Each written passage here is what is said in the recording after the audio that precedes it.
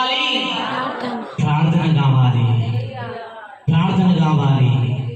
ఒక తండ్రి ఏం చేశాడో తెలుసా? ఒక తండ్రి ఒక రూమ్లో ఒక అబ్బాయి కావాల్సినటువంటి వస్తువులన్నీ నింపేసిండు. చాక్లెట్లు కావచ్చు, బిస్కెట్లు కావచ్చు, కొత్త బట్టలు కావచ్చు, ఆడుకోవడానికి బొమ్మలు, ప్రతిదీ కూడా తండ్రి ఏం చేసిండు తెలుసా? ఆ రూమ్ నిండా నింపేసిండు. రూమ్ నిండా నింపేసి బాబుకు చెప్పిపోయాడు, నేను వచ్చేదారు మంచిగుంటున్నా అని చెప్పేసి. తండ్రి డ్యూటీకి వెళ్ళిపోయాడు. సాయంత్రం తిరిగి వచ్చేసరికి అబ్బాయి మొహం చూస్తే డల్గా ఉంది. ఏంద్రా డల్గా ఉన్నావు? నీకు ఇష్టానుసారమైనటువంటి ఆహారం ఉన్నది కదా, ఆ రూమ్ నుండి నీకు కావాల్సిన వస్తువులు సమకూర్చున్నాయి కదా, ఆ రూమ్ లో నీకు కావాల్సిన వస్తువులు ఉన్నాయి కదా, నీకు ఏది కావాలంటే అది వండుకునే సౌకర్యం ఉంది కదా, గ్యాస్ ఉంది, సిలిండర్ ఉంది కదా, నువ్వెందుకు ఆకలితో ఉన్నావు, ఇంత ఆలోచిస్తున్నావు ఏంద్రా అని చెప్పేసి అంటే అబ్బాయి చెప్తాడు, డాడీ ఆ రూమ్ నిండా నువ్వు రావాల్సిన అన్ని ఏర్పాటు చేసినావు కానీ నాకు నువ్వు తాళం చెయ్యి ఇవ్వకుండా పోయినావు డాడీ అని చెప్పేస్తానంట. హల్లెలూయా, హల్లెలూయా. తాళం చేయడానికి ఇవ్వకుండా వెళ్ళావు డాడీ అంటే కదా. ఈ రోజు ఆ కుమారుడు ఎవరో కాదండి, మనమే. మన కోసం దేవుడు అన్ని ఏర్పాటు చేశాడు. తాళం చేయి కూడా మన దగ్గరనే ఉందండి ఈ రోజు. హల్లెలూయా. ఆ తాళం చేయందో తెలుసా? మండే ప్రార్థన, విరిగి నలిగిన హృదయంతో ప్రార్థన, కన్నీటి ప్రార్థన కదా, వేదంతో కూడుకున్న ప్రార్థన, విశ్వాసంతో కూడుకున్న ప్రార్థన కదా, మనస్ఫూర్తిగా చేసే ప్రార్థన. ఆ ప్రార్థన తాళం చేతులు చేసినందుకు నీకున్నటువంటి డోర్లను ఏమైపోతాయి? ఓపెన్ అయిపోతాయి. ఆ డోర్లో ఏమన్నా తెలుసా? నీకు కావాల్సిన వస్తువులన్నీ ఉన్నాయండి. ఆ డోర్లో నీకు కావాల్సిన ఆహార పదార్థాలన్నీ ఉన్నాయండి. ఆ డోర్లో నీ కష్టానికి విడుదల మొత్తం ఉన్నదండి. మనం చేయాల్సింది ఒకటే, ఏంటో తెలుసా? తాళం చేయాలి, ప్రార్థన మనం చేయాలా? ఒకసారి మీరు ఇల్లును గమనించండి, మన ఇల్లును గమనించండి. అంత పెద్ద ఇల్లుకు చిన్న డోర్ పెడతాం.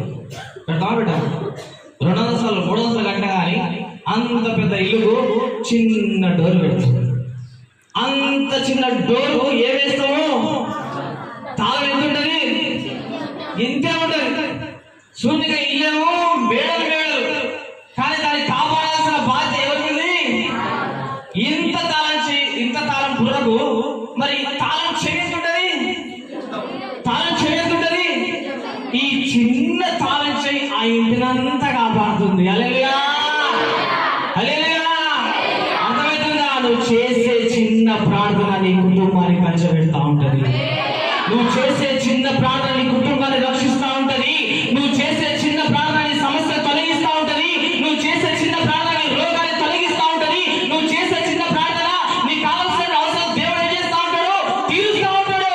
దేవుడికి కావాల్సిన చిన్న ప్రార్థన కావాలి. తాళం చేయని లాంటి ప్రార్థన చేద్దాం ఈ రోజు. హల్లెలూయా. అందుకే దేవుడు అంటాడు, మీకున్న కాడి ప్రార్థన ఏం చేస్తున్నాను? విరగొడతా ఉన్నా, ఇరిగిపోతా ఉన్నా. అప్పు అనే కాడి ఇరిగిపోతా ఉంది, రోగం అనే కాడి ఇరిగిపోతా ఉంది, కన్నీరు అనే కాడి ఇరిగిపోతా ఉంది, కష్టం అనే కాడి ఇరిగిపోతా ఉంది, వేదన అనే కాడి ఇరిగిపోతా ఉంది. ఇంకా భర్త మాడతలేడా? ఆ భర్త పైన ఏదో కాడి ఉన్నది, ఆ కాడి కూడా యేసునామములో రోజు ఏమైతుంది? విరిగిపోతా ఉంది. యేసునామములో ఇంకా ఏ కార్యాలతో దానిలో అవన్నీ కూడా నా దేవుడు చేయబోతా ఉన్నాడండి. హల్లెలూయా కదా. ఆ కాలాన్ని విడిచినటువంటి దేవునికి మన నుంచి ఒకటే కోరుకుంటున్నాడు, ఏంటో తెలుసా?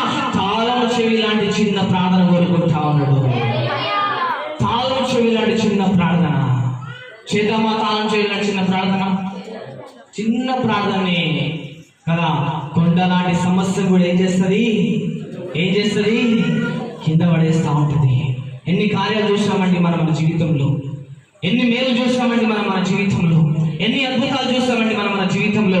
ఒక చిన్న ప్రార్థనని మన జీవితంలో వీళ్ళు చచ్చిపోతారా అని చెప్పేసి అనుకున్నా టైంలో, వీళ్ళు పని అయిపోయిందా అని చెప్పేసి అనుకున్న టైంలో ఇక అయిపోయింది, మనిషి మనకు దూరం అయిపోతాడు, ఇక మన కంటికి కానరాడు, ఇక మనకు కనిపించాలనుకున్న టైంలో కదా ఒక చిన్న ప్రార్థన లాంటి ఆయన బతికించింది.